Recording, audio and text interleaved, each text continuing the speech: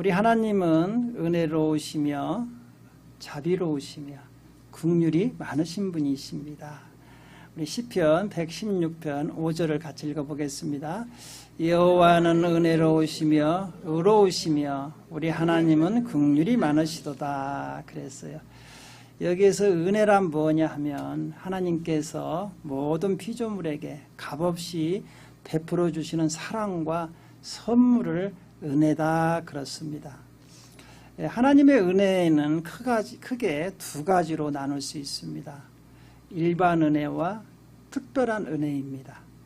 일반 은혜는 이 세상 모든 피조물에게 공통적으로 주시는 하나님의 은혜를 일반 은혜다 이렇게 이야기합니다. 그래서 마태복음 5장 45절은 우리에게 이렇게 말씀하십니다.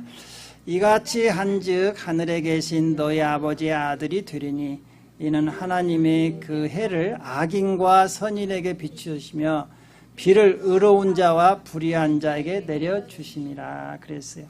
일반 은총은 뭐냐 하면 예수를 믿는 사람이나 안 믿는 사람이나 또 악한 사람이나 선한 사람에게 내려주시는 공통적인 은혜.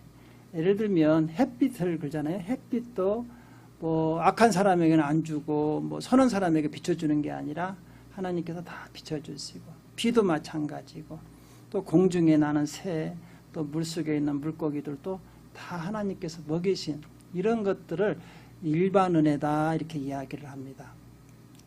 그리고 이제 두 번째로는 특별한 은혜가 있습니다. 특별한 은혜는 말씀과 같이 특별한 사람에게만 주시는 은혜예요. 이것은 하나님께서 특별히 선택된 사람에게만 주시는 은혜인데, 이 은혜를 성경에서는 구원의 은혜다 이렇게 이야기를 합니다. 우리 에베소서 2장 8절을 같이 읽어보겠습니다. 너희는 그 은혜에 의하여 믿음으로 말미암아 구원을 받았으니 이것은 너에게 난 것이 아니요 하나님의 선물이다 그랬습니다. 우리가 예수 믿고 구원받은 것은 우리 행위로 받은 게 아니고 하나님께서 우리를 만세전에 창세전에 택하시고 선택하셔서 이 땅에 보내주시고 이 땅에 사는 동안 복음을 듣고 예수를 믿을 수 있도록, 그래서 구원받을 수 있도록 하나님이 특별한 은혜를 주신 게 특별한 은혜라는 것입니다. 그래서요, 예수를 믿지 않는 사람들은 이 땅에 살면서 일반 은혜만 받고 살아가지만 우리같이 선택된, 특별히 하나님께 선택받은 우리는 일반 은혜는 물론 하나님이 특별히 주신 구원의 은혜를 받고 또 하늘과 땅에서 존귀한 성도로 살아가는 걸 믿으시기 바랍니다. 그래서 오늘은 본문에도 보면 특별히 받은 구원, 하나님께서 우리를 특별히 사랑해서 주신 구원의 은혜를 헛되이 받지 말라 그랬어요. 여기서 이제 한글로 좀 해석을 해놓으니까 헛되이 받지 말라.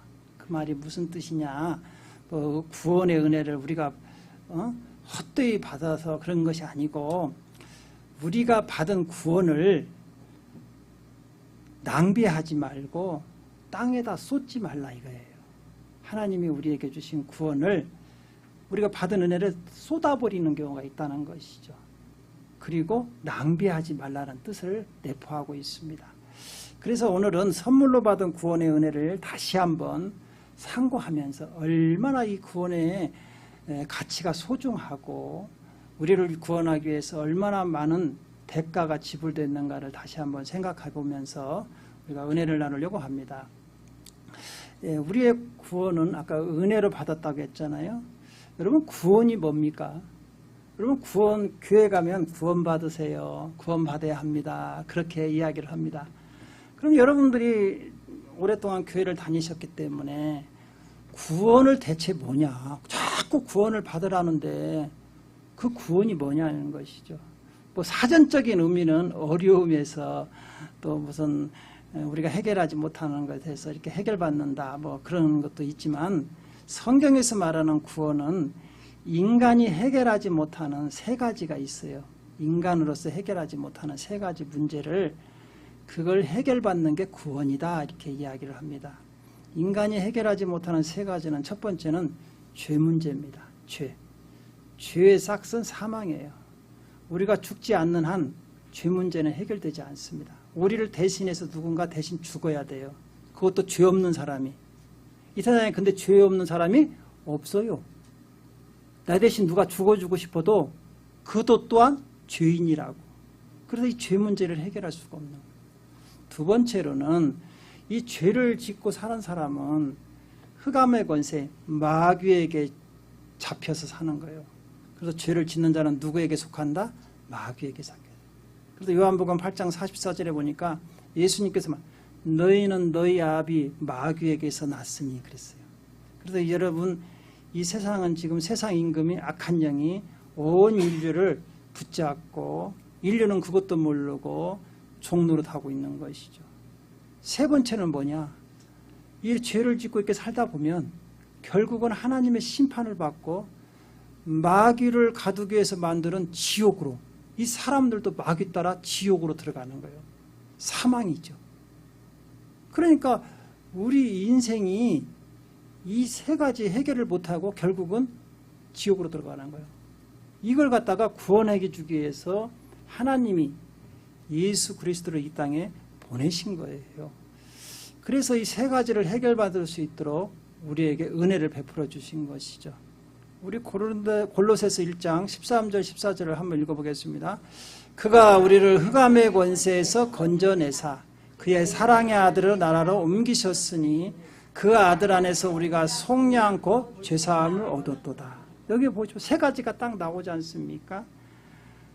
우리를 죄에서 속량해 주시기 위해서 예수께서 십자가에서 피 흘려 주셨다는 것이, 우리의 모든 죄를 청산하기 위해서. 두 번째로는 13절에 보니까 우리를 흑암의 권세에서 해방시켜 주셨다는 것이죠. 세 번째로는 우리가 지옥 갈 인생인데 그의 사랑의 아들의 나라 천국 백성이 되게 하셔서 천국으로 우리를 인도하셨다는 것이죠. 이게 바로 예수 믿는 목적이에요. 우리가 교회를 다니는 구원받는 목적이라고요. 많은 사람들이 교회를 나오는데 왜 나오는가들 몰라요. 그냥 뭐 이민사회는 특히 뭐 커뮤니티 뭐 정보들로 뭐 교제하러, 그렇지 않습니다. 여러분 교회 나오는 것은요 구원받기 위해 오는 거예요. 또 구원받은 성도들이 이곳에 와서 하나님께 기도하고 예배하는 장소가 교회예요.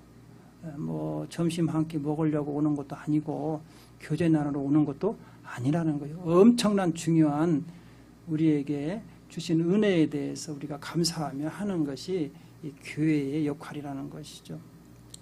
여러분 우리가 예수님께서 우리를 이렇게 구원하셨는데 어떻게 구원하셨느냐? 예수님께서 우리 인간을 구원하시기 위해 죄를 없애기 위해서는요 우리 인간의 몸을 입고 오셔야 돼요. 왜? 그 대신 죄는 없애야 합니다. 죄 없는 사람이 대신 나를 위해서 죽어야 돼. 이걸 갖다 대속이라고 그래요. 대속. 대신 죽어주는 것이죠. 그래서 우리를 대해서 대신 죽어주기 위해서 예수님이 오셨어요. 빌립보서 2장 우리 6절에서 8절을 같이 읽어보겠습니다. 그는 근본 하나님의 본체시나 하나님과 동등됨을 취할 것으로 여기지 아니하시고 오히려 자기를 비워 종의 형체를 가지사 사람들과 같이 되셨고 사람의 모양으로 나타나사 자기를 낮추시고 죽기까지 복종하셨으니 곧 십자가에 죽으심이라 그랬죠. 여기 보십시오. 우리 예수님은 하나님이세요. 하나님의 본체시에요.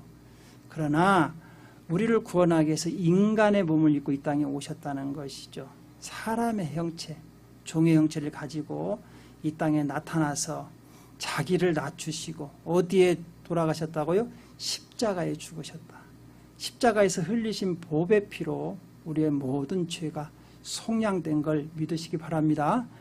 그렇습니다. 엄청난 우리 죄를 없애기 위해서 예수님이 엄청난 대가를 지불하신 것이죠. 그래서 사도 베드로는 이 예수님의 피를 갖다가 보배로운 피다 이렇게 이야기합니다. 베드로전서 우리 1장 18절 19절을 같이 읽어보겠습니다.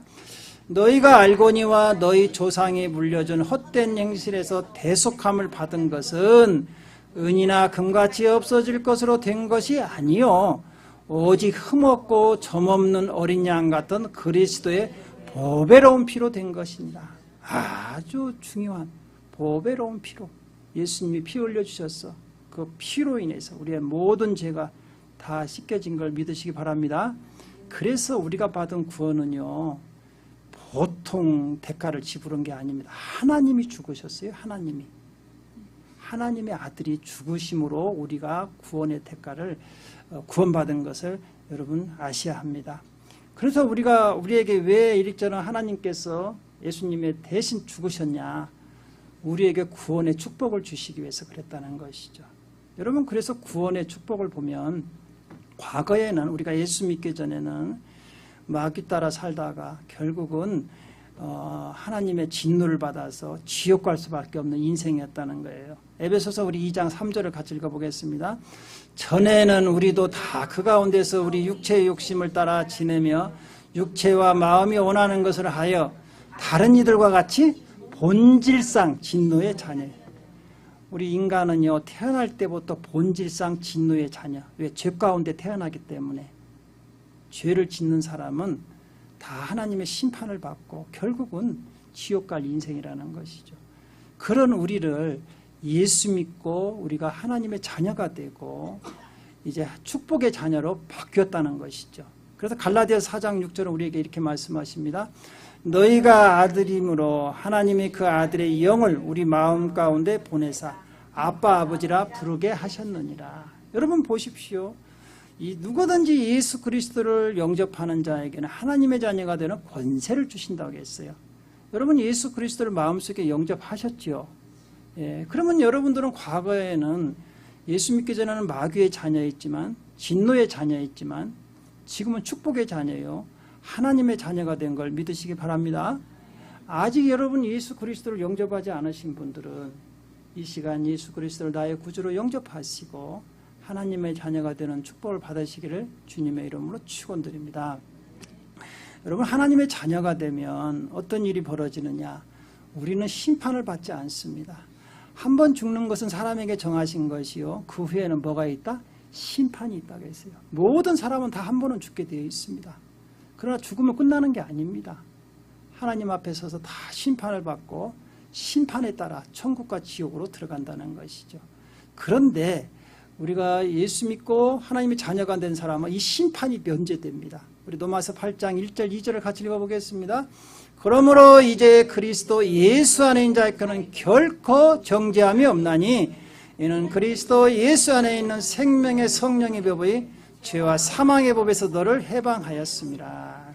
여기서 정죄라는 뜻은 뭐냐면 심판을 의미합니다. 여러분, 정죄, 법원에서 쓰는 용어예요. 심판할 때 정죄한다. 하나님 심판대에서 면제된다는 거예요. 여러분, 우리가 운전을 하다가 교통법규를 어겨서 경찰이 티켓을 발부하면 판사가 오라고 하지 않습니까? 여러분, 판사의 그 출석 명령서를 받으면 얼마나 떨리고 판사 앞에 재판받으러 가면 얼마나 두렵습니까? 그런데 어느 날 갑자기 법원에서 올 곳 없다, 다 해결됐다, 그러면 얼마나 기쁘겠어요? 마찬가지예요. 여러분, 이 땅에 사람 지은 모든 죄 예수님께서 보혈로 싹 씌우시고 너희들 심판 없다. 할렐루야. 여러분, 할렐루야가 안 나옵니까? 그렇죠. 우리는 현실적으로 돈으로 계산해야 돼.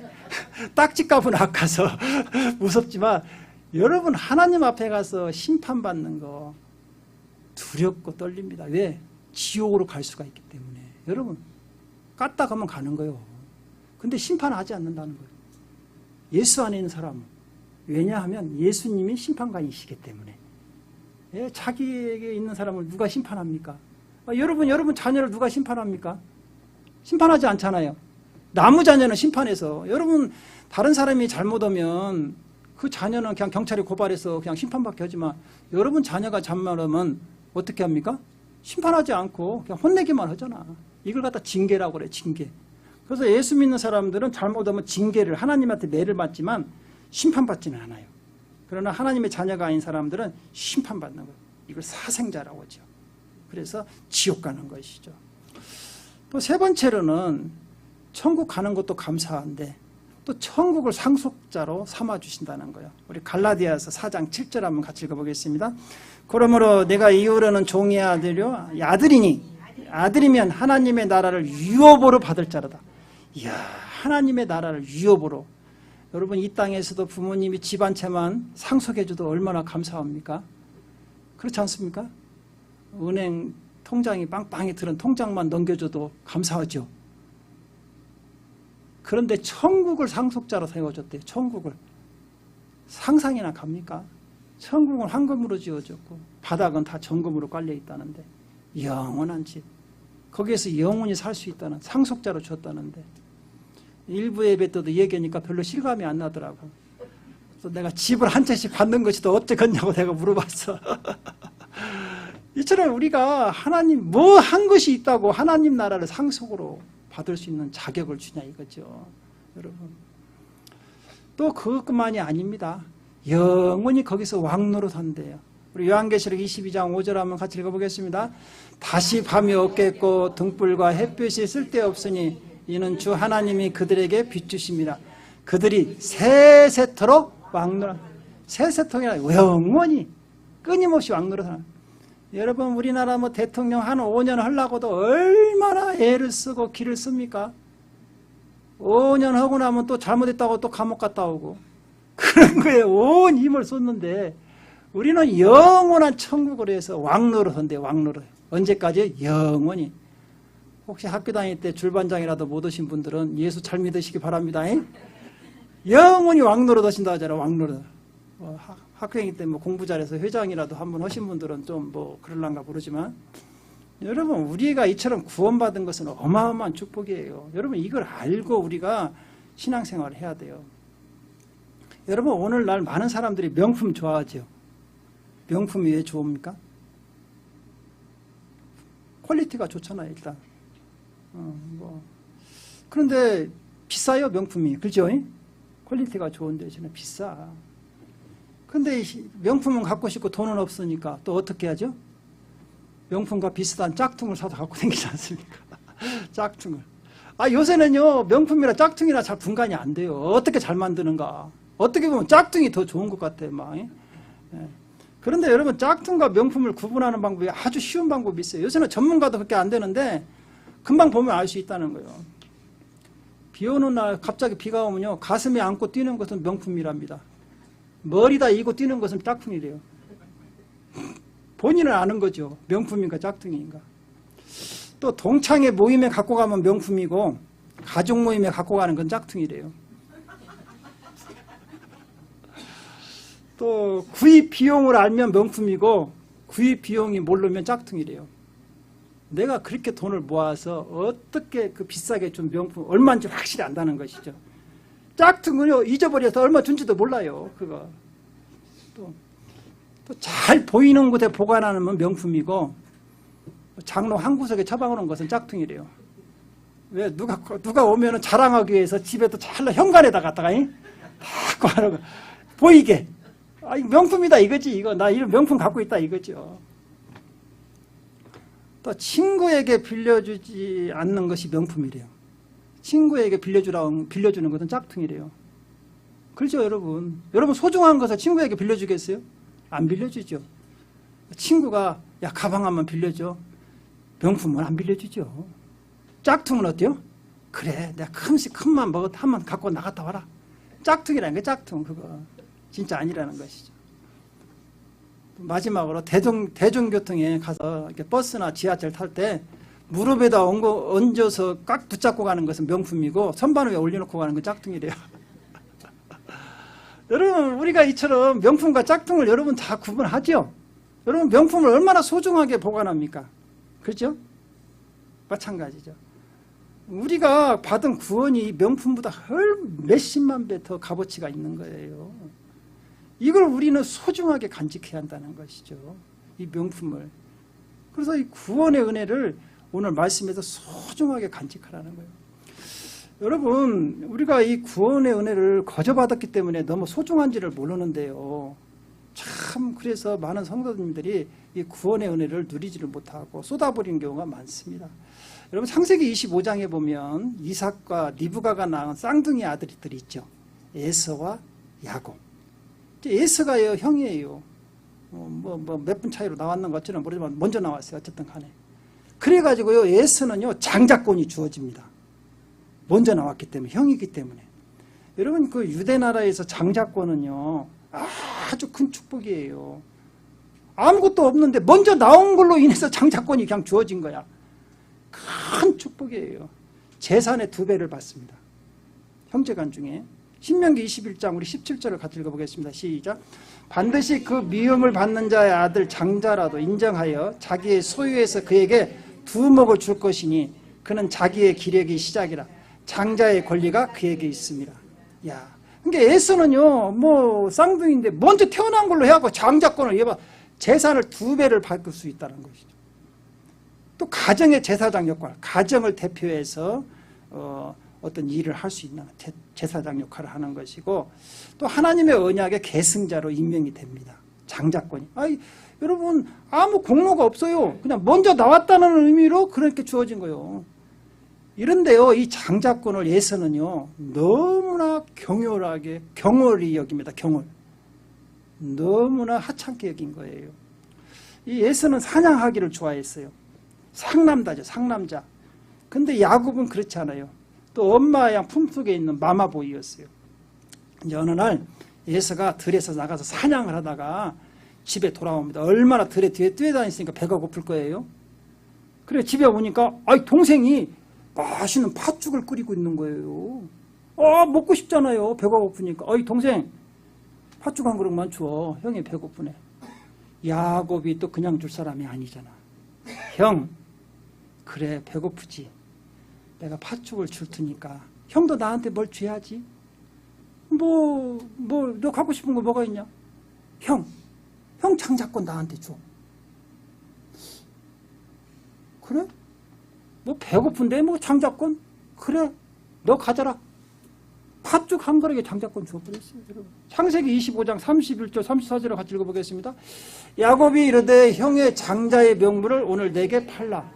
에서가 이르되 내가 죽게 되었으니 이 장자의 명분이 내게 무엇이 유익하리요. 야곱이 이르되 오늘 내게 명세하라. 에서가 명세하고 장자의 명분을 야곱에게 판지라.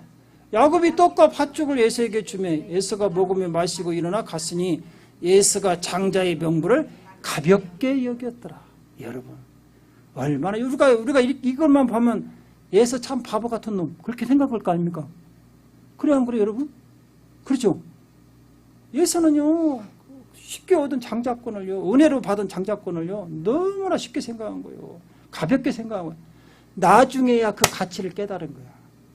그리고 눈물로 호소하지만 끝나버렸어요. 소유권이 넘어가 버렸어요. 야곱에게. 우리 히브리서 12장 16절 17절에 보면 나옵니다. 같이 읽어보겠습니다. 시작. 음행하는 자와 혹 한 그릇 음식을 위하여 장자의 명분을 판 예서와 같이 망령된 자가 없도록 살피라. 너희가 아는 바와 같이 그가 그 후에 축복을 이어받으려고 눈물을 흘리며 구하되 버림바가 되어 회개할 기회를 얻지 못하였느니라. 아멘. 여러분 이처럼 소중한 것을요 가치를 모르면요 가볍게 여기면요 나중에 후회하는 일이 생긴다는 것이죠. 여러분 구원도 마찬가지입니다. 우리가 받은 구원 엄청나게 소중한 거죠. 이걸 가볍게 여기면 안 된다는 거예요. 쏟으면 안 된다는 거예요. 예수님의 핏값으로 얻은 구원에 이 구원의 가치를 잘 우리가 간직하고 끝까지 견뎌서 구원에 들어가야 한다는 것이죠. 여러분 우리는 다 구원 받았지요. 여러분 다 구원 받으셨죠? 받은 줄로 믿습니다. 예. 예수 그리스도를 나의 구주로 영접하면 성령으로 인침받아서 우리는 다 하나님의 자녀가 됩니다. 그런데 여러분 여기에서 구원이 끝난 게 아니라는 거예요. 우리 빌립보서 3장 12절을 같이 읽어보겠습니다. 내가 이미 얻었다 함도 아니요 온전히 이루었다 함도 아니라 오직 내가 그리스도 예수께 잡힌 바 된 그것을 잡으려고 달려가노라. 사도 바울이 보니까 우리 구원이 완성된 게 아니라는 거예요. 그래서 누터는요 종교교회가 누터 있지 않습니까? 누터는 구원에 대해서 이렇게 이야기합니다. 과거에도 구원받았고 현재도 구원받고 있으며 진행형입니다. ing 영어로 ing 할렐루야. ed가 아니에요. 진행형. 또 미래에도 받을 것이다. 구원이요 과거에도 우리가 받았고 구원받은 성도들이죠. 지금도 구원을 받고 있고 미래에도 받을 것이다. 구원은 지금 진행형이라는 거예요. 여러분 보십시오. 오늘날에도요. 구원은 여러분들 과거 구원이 뭡니까? 여러분이 하나님 자녀로 인침받은 거예요. 벌써 받았죠? 지금은 이제 하나님의 자녀로서 살아가는 거예요. 날마다 성령의 인도하심을 받고 있죠? 그게 성화예요, 성화. 성화를 갖다가 현재 구원이라고 그래요. 현재 구원. 지금 우리가 이 땅에 살면서 예수님 닮아가는 거. 그리고 이제 미래에 어디 가죠? 영화 단계. 영혼이 하늘나라에 들어가야 하잖아요. 아직 이루어진 게 아니에요. 미래 단계는. 그렇죠? 그런데 여러분 보십시오. 성경에도 보면 예수 잘 믿다가 중도에 포기한 사람 많죠. 떠나버렸잖아. 후메네와 알렉산더, 에베소 교회, 데마, 사도 바울하고 여러분 선교했던 데마, 중도에 포기해버렸어요. 그러니까 여기에서도요, 사도 바울이 우리에게 이렇게 얘기하는 거예요. 우리 고린도전서 9장 27절을 같이 읽어보겠습니다. 시작. 내가 내 몸을 쳐 복종하게 하면 내가 남에게 전파한 후에 자신이 도리어 버림을 당할까 두려워함이라. 그러니까요, 우리 구원은 아직 완성된 게 아니야. 이뤄가고 있는 가운데인데 어떤 어려움이 힘들다고 해서 어떤 시험이 거기에 넘어가 버려갖고 끝나버린 사람들이 많이 있다는 거예요. 대마는 뭐 여러분 보통 사람이 아니었어요. 대마는 사도 바울과 같이 그 선교 여행을 다 했던 사람이에요. 감옥도 갔어요. 그 사람이 중도에 끝나버렸어요. 그래서 예수님께서 뭐라고 합니까?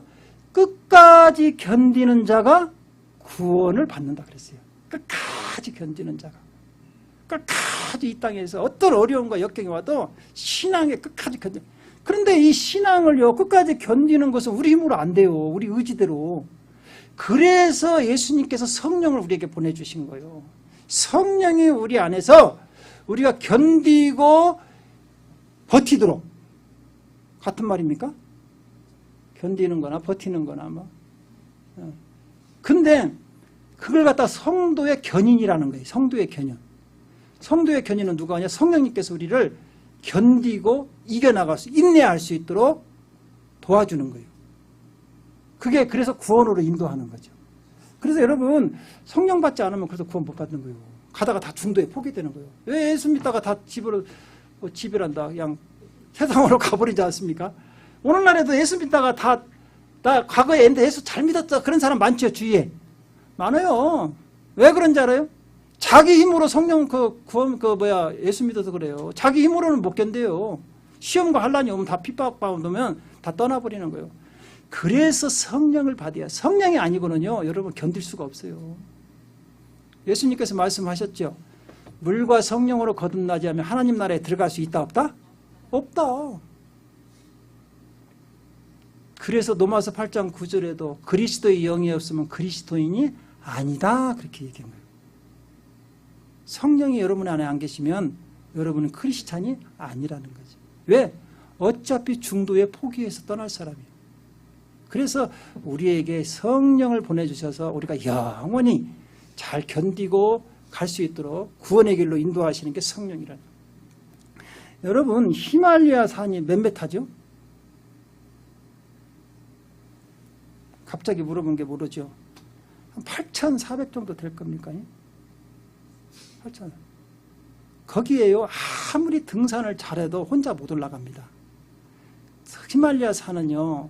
그럼 바람이 하루 저녁에도 길이 있다가 없어졌다 막 그래요. 왜? 눈보라가 치면 눈이 쌓이면 없던 길이 막 생겨버리고 있던 길도 없어져 버리고 막 그래요. 그래서 거기를 히말라야로 올라가려면 반드시 누가 필요하냐? 셀파. 셀파 알죠? 몰라요? 짐꾼. 그 히말라야에 사는 짐꾼들 셀파라고 하잖아요. 그 사람들이 있어야 합니다. 그 사람들은 그 길을 잘 알아요. 여러분 눈보라가 치면요. 크레바스, 낭떠러지가 눈으로 딱 덮여 있어요. 잘못 오면요. 그냥 가는 거예요. 아무리 등산 뭐 등산 설악산 몇 번 올라갔다 왔다 갔다 그거 끝나는 게 아니에요. 지금 거기는. 마찬가지예요. 뭐 고상돈이 혼자 올라간 것 같아요? 안 돼요. 셀파가 있어야 돼요. 반드시 안내자가 있어야 합니다. 여러분 마찬가지입니다. 우리 인생길 천국 가는 길이 그렇게 호락호락한 길이 아닙니다. 여러분 아무리 똑똑하고 잘났어도요. 천국 가다가 크레바스 만나면 끝나는 거예요. 마귀가 크레바스를 엄청나게 옆에다 심어놓고 있거든요.